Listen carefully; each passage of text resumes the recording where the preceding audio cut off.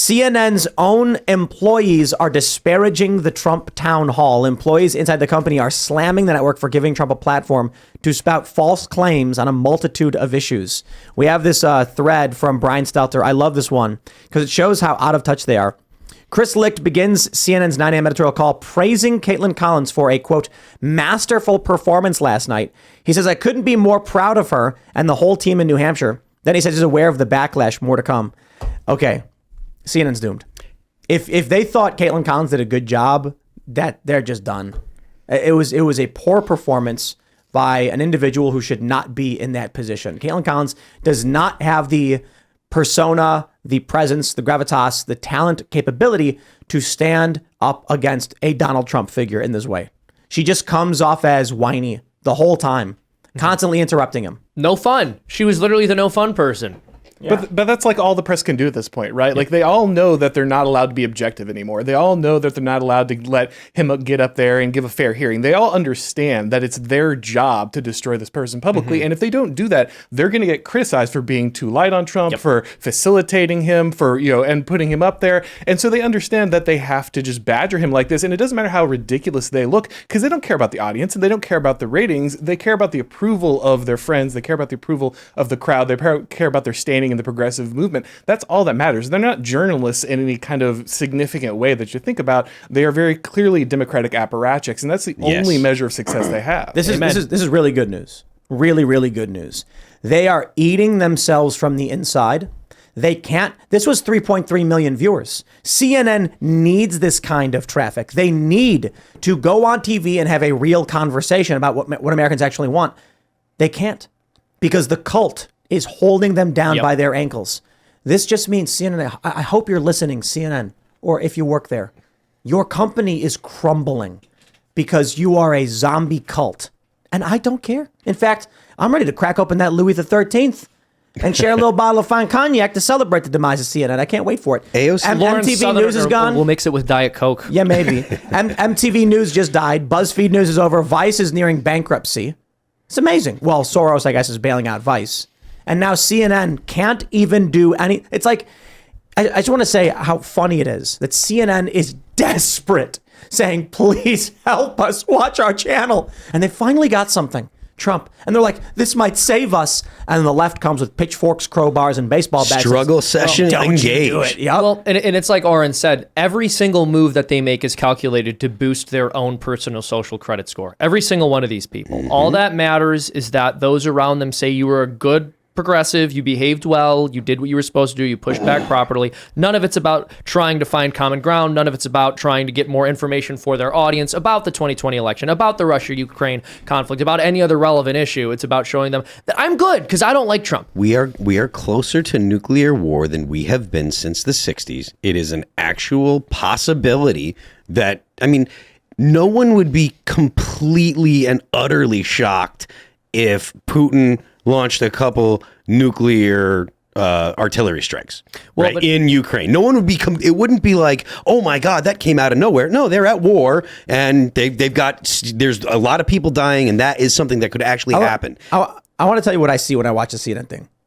It feels like I went to a skate park. And they didn't say anything about that. It feels like I'm at a skate park and there's a bunch of little kids on scooters riding around, and you're like, these kids don't know etiquette. They're going the wrong way, and it's very dangerous because if you're going fast, you're gonna do a big old kickflip, you crash into one of these kids, you get hurt, the kid gets hurt. It's like, oh, that's what I see when I watch CNN. Caitlin Collins is a really, really good example of this. It's obvious she has no idea what she's talking about. She has no views of her own to actually insert to debate Trump with. So instead, she's just debating him in a generic nuh-uh. Yes. Nuh-uh. And my favorite example is when Trump said that he offered the National Guard to D.C., but it was rejected. She goes, that's not true. Your own Chris Miller said it didn't happen. It is literally true. She was interrupting Trump, and she was wrong, factually wrong. That's the worst thing. So you have someone, if Caitlin Collins is a pundit, of someone who opines on issues and has an in-depth view on these things, and wanted to push back on Trump, I'd be like, that's interesting. It's a debate. But she's supposed to be a moderator. And what a moderator does says, Trump, here's a question. What do you think? Interesting. How do you respond to this question? If Trump said, look, I was offering up National Guard and they didn't want it, they said no, then you say, well, Chris Miller wrote in his book that you did not authorize the deployment. Then you'd say, I did offer it to DC and they said no. So there is a difference. And the moderator should then say, okay, not nuh-uh.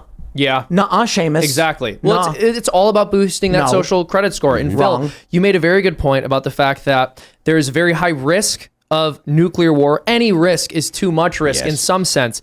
But instead of focusing on that and engaging the conversation, any questions about it. But instead of engaging that question with any level of social responsibility, she wanted Trump to be as inflammatory and bombastic as possible. And instead of focusing on the possibility of nuclear war, the left instead wants to prioritize the fact that you drove your car too many miles last week and that's making the weather angry, right? Like their apocalyptic fears are of things that everyday Americans do in order to live their lives. And they involve basically no focus on powerful people who are profiting millions, even billions of dollars off of these conflicts overseas that we don't need to be involved with, which could legitimately result in millions and millions and millions of deaths. I do want to give a shout out to our friend Sonny Hostin over at The View for trashing Caitlin Collins over the Trump town hall fiasco. Masterful job. Wow. I agree with her. Wow, she was surprised. Caitlin Collins exemplified what it means to be a world-class journalist. She asked tough, fair questions, CNN said in a statement after the town hall. And she followed up and fact-checked Trump in real time to arm voters with crucial information. That's what CNN is betting on. Activism. To be honest, I didn't like the platform, but I also want to say this because I know she's getting flack from some folks. Caitlin Collins did a masterful job, Griffin noted. Masterful job. Wow. As a young woman seeing a 30-year-old journalist take it to one of the most powerful men in the world, Griffin continued, as Hostin tout snide asides, she got in there. It's really easy. Hostin then proceeded to Monday morning quarterback it. Well, we get it. I think she did a terrible job. And if CNN is betting on that, I'm just really excited. At least Don Lemon had some fire in him. You know what I mean? Like Don Lemon was a crazy man, but he would argue with Vivek.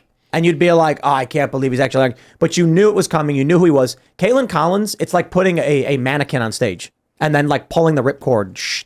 And she's like, no, Trump, you are wrong. Well, the one difference is she never asked him whatever your ethnicity is.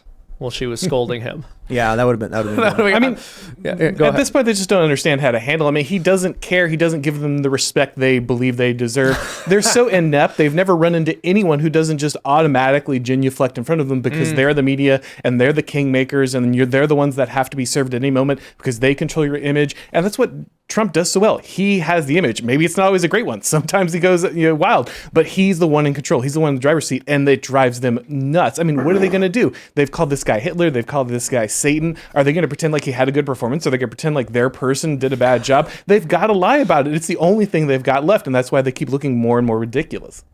Yeah, no. I wonder how much they pay her. Caitlin Collins. We talked about it last night. 77 cents on the dollar for the men they have working there, Tim, and it's a problem. Well, actually, let me do some quick. Do you know she made significantly less money than the man she was on stage with last night? Significantly lower net worth overall. Let's do this. Explain that to me. Don Lemon's salary. Because I don't understand why the world works check it that out. way. The New York Times in April said Don Lemon's salary was $7 million. All right, let's do Caitlin Collins' salary here. And Google says 1 to 3 million. So it's worse than 77 cents on the dollar, Seamus. I think that Don Lemon... It's like 40 cents on the dollar. And I'm sure they pull in the exact same numbers for the network. I'd be curious to see how much viewership Don Lemon pulls in as opposed to her, because this could be a classic example of workplace sexism. And I think Don needs to acknowledge his unearned privilege. Well, apparently now they're going to give her Cuomo's time slot. Her? It's really sad. She's getting a... I think that's confirmed, actually. Oh, my. That she's getting the 9 p.m. CNN time slot. And it's just not... No. Like, Aaron Burnett, I get. Like, Anderson Cooper, I get. Caitlin Collins? It's like a mannequin on TV. It's just like looking at a chunk of plastic with a mouth just goes... There's nothing there.